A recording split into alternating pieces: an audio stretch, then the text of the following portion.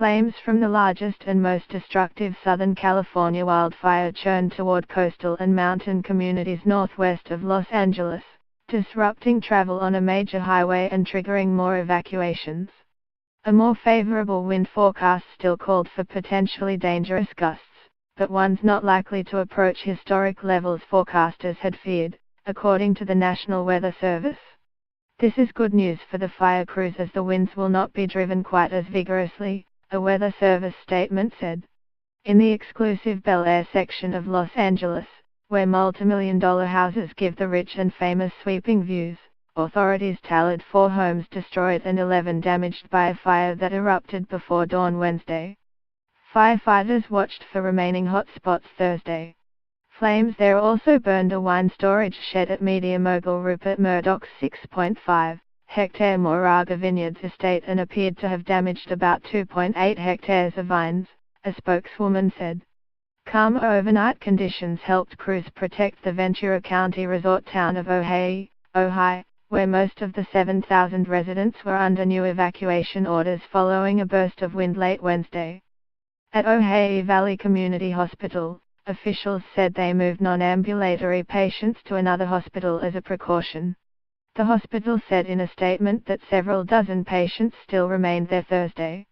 A woman was found dead in a wrecked car in an evacuation zone near the city of Santa Paula, where the Ventura County fire began Monday night, but officials could not immediately say if the accident was fire-related. To the west, firefighters prevented another disaster at tiny La Conchita, a seaside hamlet below coastal bluffs that in the past have unleashed destructive landslides, including one that killed 10 people in 2005.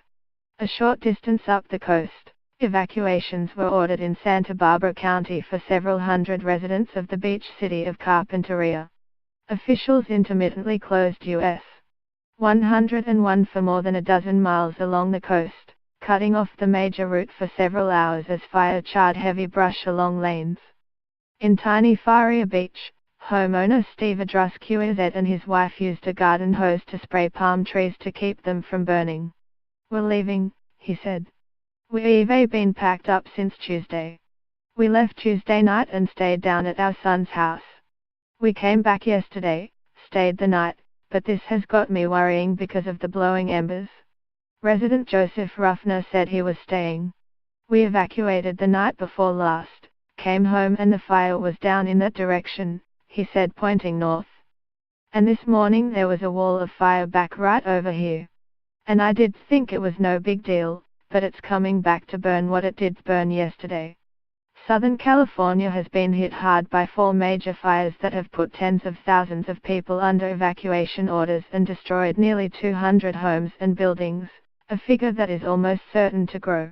Melissa Rosenzweig, 47, was briefly back home Wednesday after evacuating from her Ventura house, which has been spared so far while most on her street had burned in the largest and most destructive of the region's fires.